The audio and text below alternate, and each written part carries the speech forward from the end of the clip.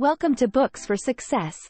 Today, we're delving into the wisdom within Raising Critical Thinkers by Julie Bogart. Raising Critical Thinkers, 2022, is a guide for parents who want their children to make up their own minds amid today's flood of information. Personal stories and science-backed exercises offer practical wisdom with which families can nurture thoughtful minds and empathetic hearts. Who's it for? Parents seeking to nurture curious, discerning children who process information thoughtfully. Homeschooling parents looking for exercises to foster critical thinking. Teachers hoping to encourage perspective and insight in students.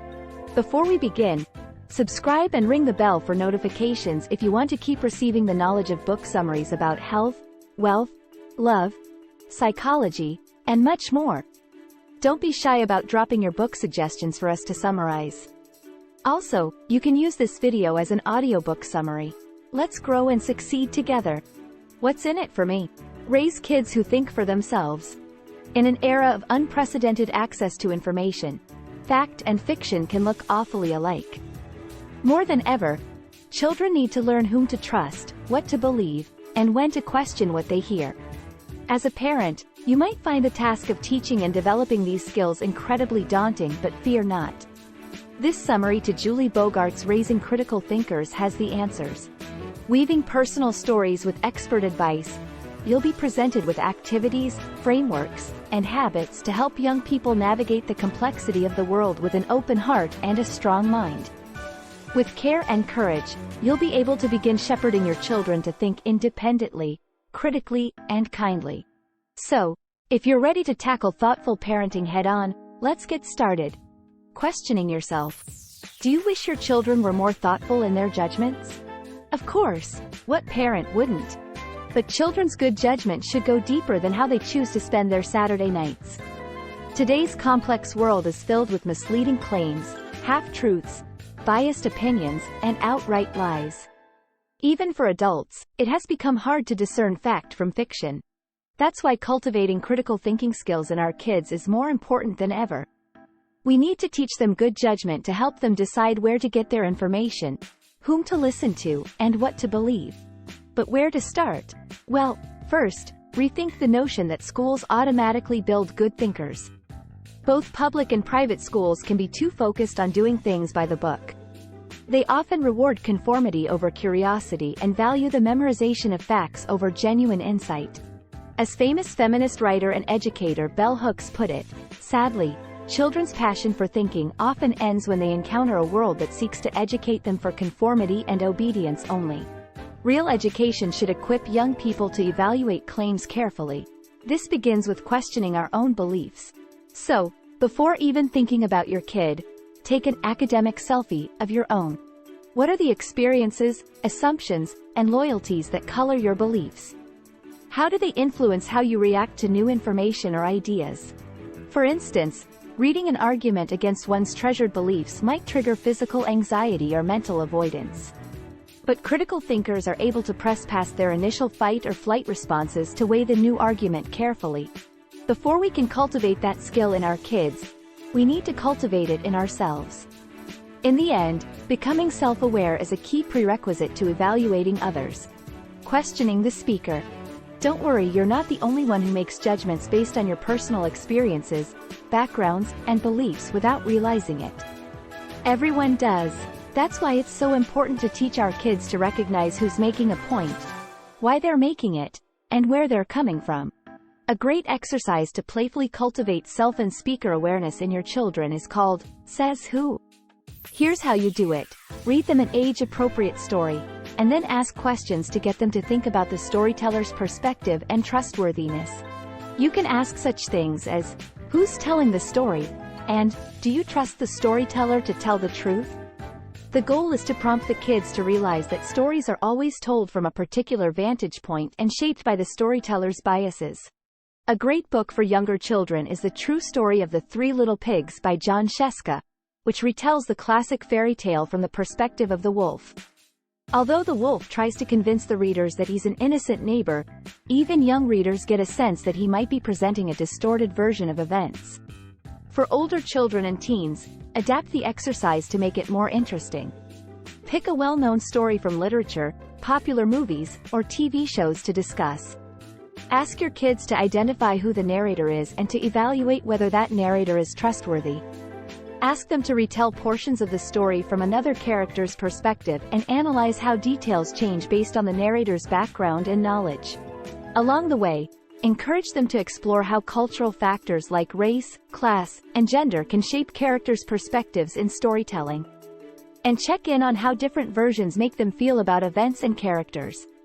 Do their empathy and judgment shift? The "says who" exercise is a great way to help your kids understand how our backgrounds shape our interpretations. The goal is to invite them to take in all kinds of different perspectives, until comparing alternate viewpoints feels natural.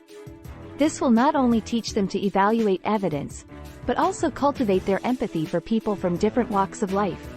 Sifting fact from fiction. Do you ever get frustrated when loved ones seem unable to accept facts that contradict their opinions? Or when opposing sides can't agree because they interpret the same facts differently?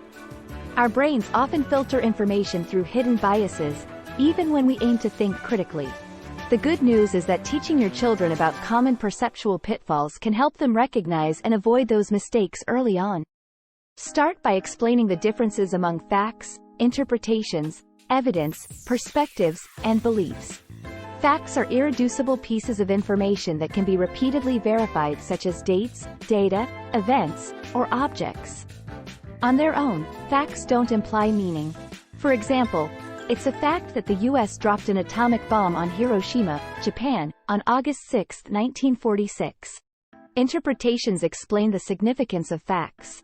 Standard textbooks often implicitly teach kids to accept all embedded perspectives as equally factual. Consider a textbook that says, "Dropping the atomic bomb on Hiroshima in 1945 was a necessary act of war by the United States," versus one that says, "Dropping the atomic bomb on Hiroshima in 1945 was an unjustified act of war by the United States." Both get the main fact right, but color it with completely different interpretations. Teach your kids to spot such implicit interpretations. Evidence refers to pieces of information that support certain interpretations. Strong evidence draws from credible research sources or hard data. Weak evidence stems from personal experience or from stereotypes, prejudice, and bias. Perspectives contextualize evidence in light of our current knowledge and position. With the "says who" exercise, you already introduced your kids to the importance of recognizing our own and other people's vantage point. Beliefs mix facts, morals, perspectives, and evidence into what we think is true or right. When beliefs conflict with evidence, beliefs usually prevail. Often, the only way to dislodge long-held beliefs is to have formative new experiences. Facts, interpretations, evidence, perspectives, and beliefs, those are the different pieces that make up the stories we tell about reality. Often they get woven together inconspicuously, blurring the line between hard fact and wishful thinking. Arming your kids with the mental framework to distinguish these moving pieces from each other is a crucial part of critical thinking. Gaining your way to empathy. Do you ever wonder if there's more to education than just getting through material? Nobel Prize winner Toni Morrison once posed an insightful question. What can I do where I am? She suggests considering the question from all angles, placing emphasis on different words. What can I do where I am? What can I do where I am? What can I do where I am? And so on. This simple question challenges us to consider how our talents and positions can serve others. Similarly, raising critical thinkers means deliberately considering how education can shape who a child is and how they can positively affect others. Rather than just transmitting information, true learning equips students to apply insights meaningfully. Encourage your children to be passionate about their interests and care for their community. The goal is to produce engaged, ethical citizens who act with informed compassion. Games are a great tool for teaching kids many of the skills they need to become engaged, critical, and compassionate human beings. Good games intrinsically motivate kids to think critically and overcome obstacles. Their rules provide reassuring structure. Their changing dynamics require innovation. Their social aspects teach kids to navigate conflict and cooperation. And their mechanics build useful skills like strategizing, counting, and spatial reasoning. And yes, this also goes for video games. New studies have dismissed some of the parental fears about video games, even the violent ones. While excessive gaming bears physical, social, and cognitive risks, 7 to 10 hours of gaming per week has been shown to have positive effects on kids' creativity, emotional regulation, and concentration. So while you don't want your kids' video gaming habit to go unchecked, you may want to reconsider your overall stance on it. Because when kids care about something like beating their high score or following the engaging storyline of their favorite game, they actually much more willing to learn. When kids appreciate the value of a subject, they're more motivated to think critically about it. And caring enough to understand an issue deeply leads to more informed beliefs. Ultimately, critical thinking starts with caring enough to improve how we think and what we believe. As Toni Morrison's question suggests, the purpose of learning is to gain wisdom to serve others. Reading, experiencing, and encountering. It's easy for us parents to fall into the trap of being backseat drivers when it comes to our kids' learning. We shuttle them from activity to activity, diligently quiz them on facts from textbooks, and breathlessly track their grades and test scores. But real learning doesn't happen by watching from the sidelines. To raise critical thinkers, we need to get in the game ourselves. True education is not about passively consuming information. It's about actively reading, experiencing, and encountering ideas, people, and skills. This means moving beyond books to provide your kids with hands-on learning opportunities wherever possible. So how can you apply this concept at home? First, provide them with plenty of real-world experiences. Don't just read them some facts about bears, take them to the zoo to see real bears. Direct experiences stick with us in a way that mere facts on a page rarely do. Whenever you can, resist the urge to step in and solve problems for your kids.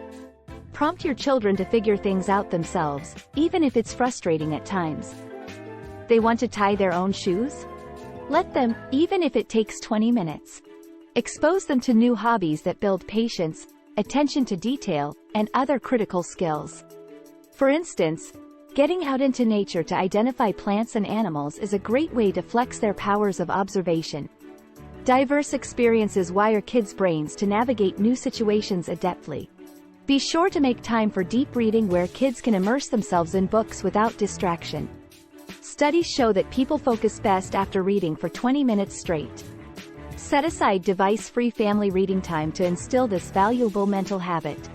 Another fun exercise is to break the rules with your kids. Take an activity you've done before, and come up with ways to flip the script.